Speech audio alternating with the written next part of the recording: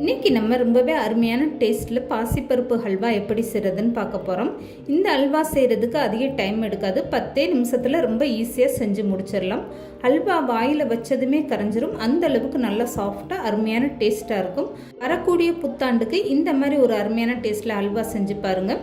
Hello friends, welcome to சமே டிலேட்.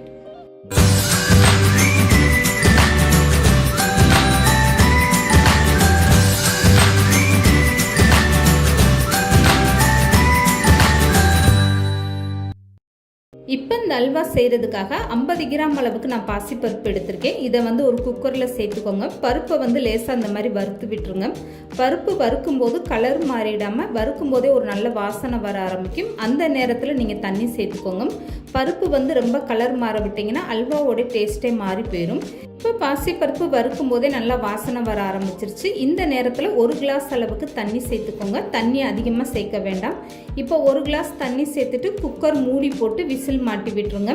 இப்போ இந்த பாசிப்பருப்பு 3 விசில் வர வச்சுருங்க. 3 விசில் வந்ததுமே ஸ்டவ்வை ஆஃப் பண்ணிவிட்டு ஒரு 5 நிமிஷம் அப்படியே ஃப்ரீயாக விட்டுருங்க. இந்த ஏரெல்லாம் நல்லா ரிலீஸ் ஆனதுக்கப்புறமா குக்கர் விசில் ஓப்பன் பண்ணிவிட்டு அதுக்கப்புறமா நீங்கள் குக்கரை ஓப்பன் பண்ணி பாருங்கள். பருப்பு எடுத்து பார்த்தீங்கன்னா இந்த அளவுக்கு நல்லா வெந்திருக்கணும். கையில் எடுத்து பார்த்தீங்கன்னா இந்த அளவுக்கு நல்லா குழைவாக இருக்கணும்.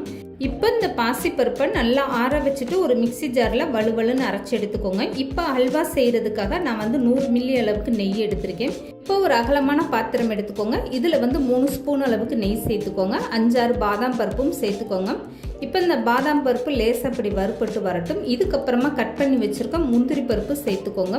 இது கூட நீங்கள் உலர்ந்த திராட்சை கூட விருப்பப்பட்டீங்கன்னா சேர்த்துக்கலாம்.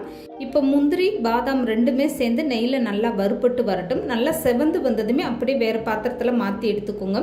இந்த பாசிப்பருப்பு அல்வா செய்கிறதுக்கு உங்களுக்கு அதிக டைம் எடுக்காது. 10 நிமிஷத்தில் ரொம்ப ஈஸியாக நீங்கள் செஞ்சு முடிச்சிடலாம். இந்த பாசிப்பருப்பு வேக வைக்க மட்டும்தான் உங்களுக்கு டைம் எடுக்கும். அடுத்தடுத்து ரொம்பவே ஈஸியாக நீங்கள் இந்த அல்வாவை செஞ்சு முடிச்சிடலாம்.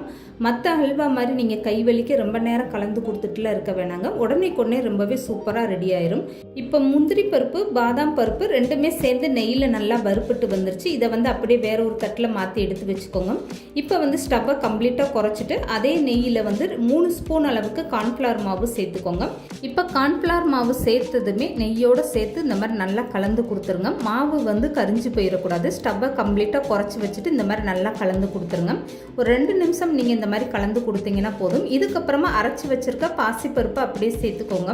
இந்த பாசிப்பருப்பு அரைக்கும் போது நீங்கள் எக்ஸ்ட்ரா எதுவும் தண்ணி சேர்க்க வேண்டாம். வேக வச்ச தண்ணியோடு சேர்த்து அப்படியே அரைச்சி எடுத்துக்கோங்க. இப்போ பாசிப்பருப்பு நீங்கள் சேர்த்ததுமே உடனே நல்லா கெட்டியாக ஆரம்பிச்சிடும். ஸ்டவ்வை இப்போ மீடியமாக வச்சுட்டு இந்த மாதிரி கலந்து கொடுத்துட்டே இருங்க. இப்போ பார்க்கும்போது உங்களுக்கே தெரியும் எந்த அளவுக்கு நல்லா கெட்டியாகிடுச்சு பாருங்கள். இப்போ அளந்து வச்சிருக்க சர்க்கரையை சேர்த்துக்கோங்க. 50 கிராம் பாசிப்பருப்புனா 150 கிராம் நான் அளந்த சர்க்கரை சேர்த்துருக்கேன். இப்போ சர்க்கரையை சேர்த்துட்டு உடனே நல்லா இந்த மாதிரி கலந்து கொடுத்துருங்க. இப்போ ஹல்வா எந்த அளவுக்கு நல்லா கெட்டியாக ஆரம்பிச்சிருச்சு பாருங்கள். சர்க்கரையெல்லாம் நல்லா கரைஞ்சி ஹல்வா கெட்டியாக ஆரம்பிச்சிருச்சு. இந்த நேரத்தில் ஸ்டவ்வை கம்ப்ளீட்டாக குறைச்சிட்டு ஒரு பிஞ்ச் அளவுக்கு கேசரி கலர் பொடி சேர்த்துக்கோங்க. உங்களுக்கு கேசரி கலர் பொடி சேர்க்க விருப்பம் இல்லைன்னா நீங்கள் ஹல்வாவை இந்த மாதிரி அப்படி செஞ்சு எடுத்துக்கலாம். இப்போ எடுத்து வச்சிருக்க நெய்யிலிருந்து 2 ஸ்பூன் அளவுக்கு நெய் சேர்த்துக்கோங்க. எடுத்ததுமே மொத்த நெய்யும் சேர்க்காம அப்பப்போ இந்த மாதிரி நீங்கள் நெய் சேர்த்து கலந்து கொடுத்துட்டே இருங்க. இப்போ 2 ஸ்பூன் நெய் சேர்த்துட்டு இந்த ஹல்வாவை நல்லா கலந்து கொடுக்கும்போது அந்த ஹல்வாவில் நெய்யெல்லாம் நல்லா உள்ளே இழுத்துட்டு உங்களுக்கு ரொம்பவே சூப்பராக வரும். ஹல்வா பாத்திரத்தில் ஒட்டாத அளவுக்கு நல்லா திரண்டு வரணும். அது வரைக்குமே அப்பப்போ 1 ஸ்பூன் நெய் சேர்த்துட்டு இந்த மாதிரி நல்லா கலந்து கொடுத்துருங்க. நெய்யோட அளவு உங்கள் டேஸ்ட்டுக்கு ஏற்ற மாதிரி நீங்கள் கூடுதலாவோ குறைச்சோ நீங்கள் சேர்த்துக்கோங்க. நான் 100 மில்லி அளவுக்கு நெய் சேர்த்துருக்கேன். இப்போ 2 ஏலக்காவை அதை நல்லா பொடி பண்ணிவிட்டு சேர்த்துக்கோங்க. இது கூடவே இப்போ கூடுதலாக 2 ஸ்பூன் அளவுக்கு நெய் சேர்த்துட்டு இந்த ஹல்வாவை நல்லா கலந்து கொடுங்க. இப்போ பார்க்கும்போது உங்களுக்கு தெரியும் எந்த அளவுக்கு நல்லா நெய்யெல்லாம் இழுத்துட்டு இந்த ஹல்வா பாத்திரத்தில் ஒட்டாத அளவுக்கு நல்லா திரண்டு வர ஆரம்பிச்சிருச்சு பாருங்கள். இந்த நேரத்தில் நீங்கள் வறுத்து வச்சுருக்க பாதாம் முந்திரியை அப்படியே சேர்த்துக்கோங்க. இதுக்கப்புறமா நல்லா ஒரு டைம் கலந்து கொடுத்துருங்க. அவ்வளோதாங்க, பாசிப்பருப்பு ஹல்வா ரொம்பவே சூப்பராக ரெடி ஆகிடுச்சு பாருங்கள். இப்போ ஸ்டவ்வை ஆஃப் பண்ணிடுங்க. மற்ற ஹல்வா மாதிரி நீங்கள் கை வலிக்க ரொம்ப நேரம் நின்று கிண்டி விட வேண்டாங்க. உடனே ரொம்பவே சூப்பராக அந்த ஹல்வா ரெடி ஆயிடுச்சு பாருங்கள். 10 நிமிஷத்தில் ரொம்பவே அருமையான டேஸ்ட்டில் பாசிப்பருப்பு ஹல்வா இந்த மாதிரி நீங்கள் கண்டிப்பாக ட்ரை பண்ணி பாருங்கள்.